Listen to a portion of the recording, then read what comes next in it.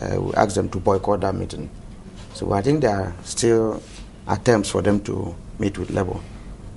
Is there any formal notification to Labour? Are you aware of any? Yeah, when that happened and I was acting for the president, the Labour minister indicated his interest to now meet with Labour formally when the president comes back. And I think the president is back and they're trying to fix a date and time for the meeting.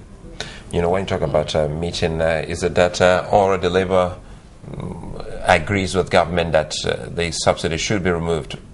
Well, you don't agree when you have not met. Maybe when we meet, government will tell us what they mean by subsidy. Well, but that's not the first time we've had subsidy. Is it that you would want government to take it out, but conditionally to put some things in place? Because some people are already saying, well, if we import fuel, then we should fix the refineries and stop talking about subsidy. So if the refineries are fixed and some other stuff that you would want to see government do is put in place, would you agree that subsidy should be removed? Do we import fuel or do we export? So see, these are where they are mixing it up. You export the same product, you import the same product. So if the refineries are fixed, I think we should be able to have our own for local consumption. If we are not talking of subsidy or whatever, because my own understanding is the subsidy is an amount on a product that you imported. So if that happens, nobody will tell you about the issue of subsidy. And that is why we have insisted that the refineries must work. Because how do you look at the logic of a man that... Why do they say it's not profitable? I mean, you heard Mr. Dati. We asked, look, why can't they fix refineries? He said, because it's not profitable. What is not profitable? Fixing the refineries? That's what he says. For somebody that produces cassava, you now carry it, you go and process it to Gary, and then buy it again. Why don't you take the quantity you need for Gary? If you listen to him, you know that he's just an apologist of the so-called deregulation subsidy that does not exist. But, you know, be that as it may, if we take a critical look at government's argument for deregulation, do you see any merits? I mean, a lot has been said. Maybe the government hasn't exactly come out to, you know, list it. What is the argument? But the argument that, you know, the way subsidy works now is not how we intended for it to work. And the only way it seems we can actually stop it is by stifling the big cats or the fat cats, by actually removing it and looking for how we can resave that money into other sectors of the economy we think will benefit the masses. So most of us still find it difficult to understand what is called subsidy for a product that is available here. So what is our comparative advantage for a product that is produced here? And you say you have subsidy on it. Mr. Joe, let's take a critical look at, you know, let's face the fact or the reality. The reality is that whether or not we like it, we're importing fuel, we're importing petrol. We're exporting crude oil. Fine. We cannot use crude oil the way it is. It has to be refined, doesn't it? And as it is now, we're importing the refined product. Whether or not we like it, that is the reality. That is the reality of our situation. So the question is, how can we begin to make sure that that doesn't continue? Where the solution to that is, why must we import fuel? I think that's the first question. The very moment we fix it, why must we import fuel? Then we can go from there. Because refineries were working in this country. They were. Yes, that's the key word. So they were. When you now have any prodigal government that decides that the refineries will not work, we can't succumb to that. That's the reality. You've already said it. You said the refineries were working. Yeah. As it is right now, they are not performing optimally as they should. Why are they not working? So whosoever cannot make the refineries work must resign. I think the Nigerian people are determined on this. If you say without even petroleum products, Nigeria can't move forward, you resign. Because Nigeria can still move forward without fuel. Instances, they have told you that in times past when we put our fingers in business, it did not work. They gave you the example of Nitel. They gave you the example of Nigeria Airways. These are all government companies so what that is governance? failed. What is governance? If you can't fix Nitel, you can't fix NEPA, you can't fix education, what is governance? Tell me the meaning of governance. Because when they say government has no business in business, so what is governance?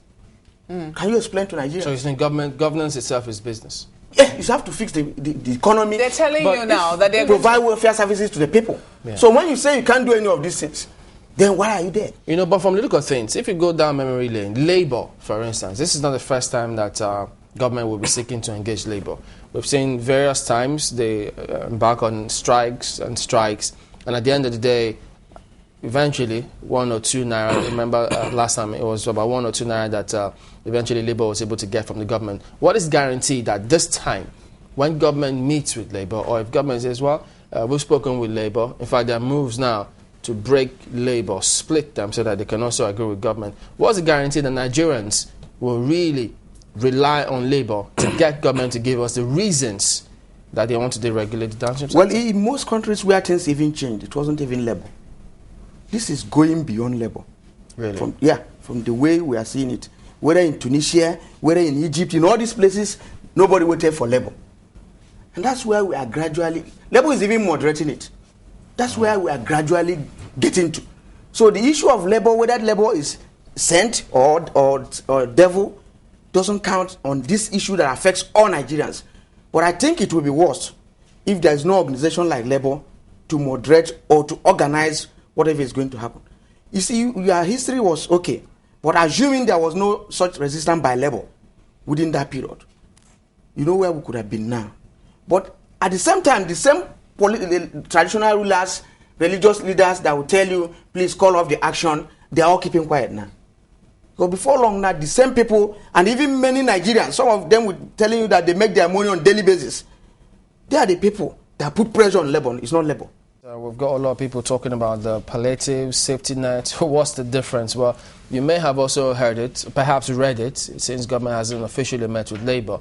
What do you understand by this palliative measure? I know they talked about it before, and they say that's one of the reasons what they intend to do to cushion the effects of the subsidy removal if and when they do remove it. So what are the palliatives that they mentioned? Oh, they're talking about, you heard Mr. Dati, he said one U-Wing project. He talked about some infrastructure. He was all over the place. You see, I think there is a lot of deceit here.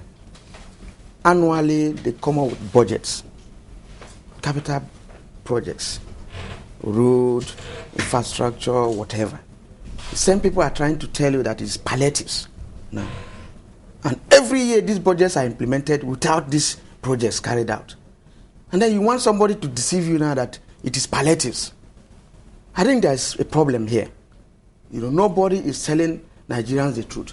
So the budgets they made for capital projects for even last year, for road construction, electricity, rail line, where are they?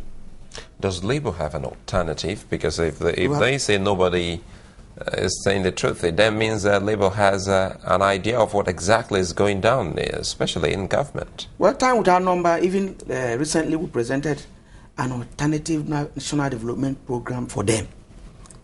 To the government? Yeah. Yeah, Labour is working on it. What was the content?